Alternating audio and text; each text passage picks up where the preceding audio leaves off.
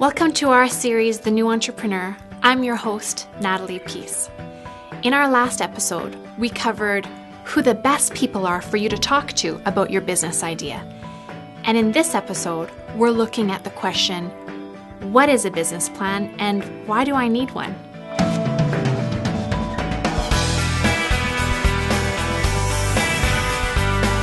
Many people tell me that creating a business plan sounds intimidating, that they think it's tedious, dry, and unappealing. But the truth is, writing a business plan is really just dreaming on paper.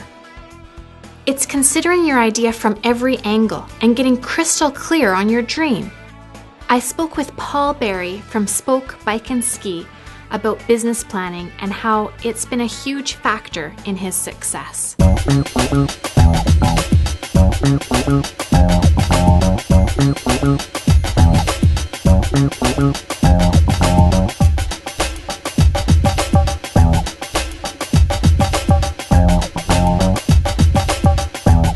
So what do you think about this formal structure of business planning? How important is that in your planning process? And I think it's intimidating to get hung up on the details of it should be done this way.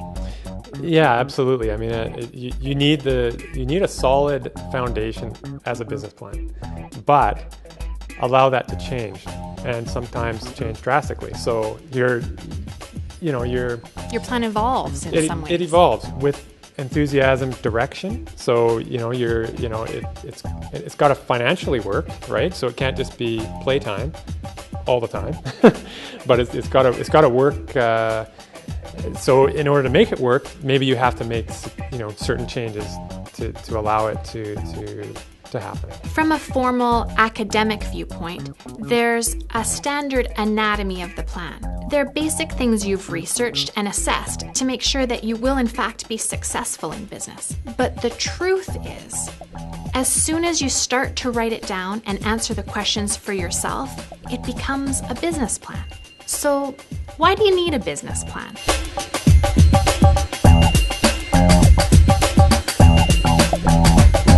So what's the true importance of having a business plan? To create direction for your company. So whether that's your location, whether that's funding, whether that's vendors, suppliers. Your team? Structuring who it is that's on your team. Absolutely, yeah, and having all of that on paper so that you can actually form an accurate direction for those nuts and bolts of a business that are incredibly important. A business plan will help you answer key questions for yourself. It's your dream in words and numbers. It's what you want to do and what you will need to get there. It's like a roadmap, helping you to present your dream clearly to potential investors, partners, bankers, or suppliers. Having a well-researched business plan will help you achieve success easier, faster, and with fewer costly mistakes. Absolutely. You need to be very clear on who is your customer. And that's actually a pretty good question and a large part of what your plan should be. Who is your customer? How often are they purchasing from you, and how much are they willing to pay for what it is they're purchasing?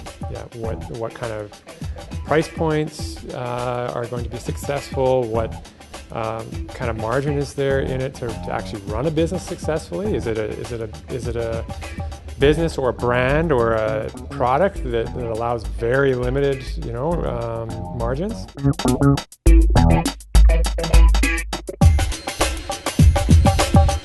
Knowing your business in as much as what kind of margin do you need to make, and is this business that you're in or wanting to be involved in, does it provide that? Maybe it's something that there's a very low margin and there's just no room for you to actually even make a living.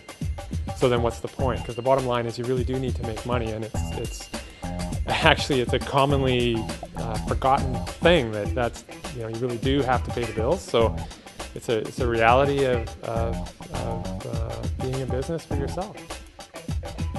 And that's why business planning is so important. It can save you from huge failure by identifying the weakness and flaws in your plan. If you go through the planning process and find out your business idea isn't viable, you have the opportunity to refine it, make it better, or try again with the next big idea. Trust me, you'll have other brilliant ideas to capitalize on. Even, you write it, leave it for a few days. Come back to it, reassess it, go, oh, well, that doesn't look like it works, right? So almost with fresh eyes. Yeah, exactly, with fresh eyes.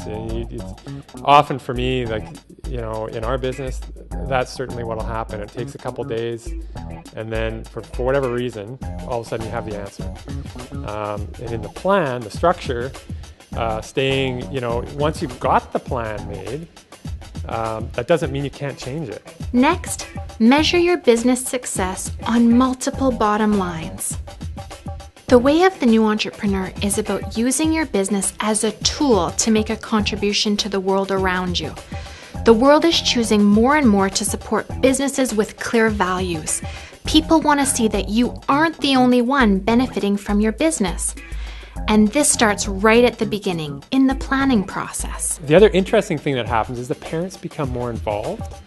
So all of a sudden, they may, they're thinking about riding their bikes again with their kids. So it really involves the family then, which is really neat to see. Well, what you're talking about is so much more than just selling mountain bikes or selling road bikes. You're talking about, encouraging family time together. So how else do you measure your success on multiple bottom lines? Well, anything, again, we have to obviously make a bottom line so that, we can... profit is not a dirty word. Yeah. No, it's not. It facilitates all the other great things. It's so important. Yeah, it allows us to do these things like these, mountain bike camps and enable us to give that back.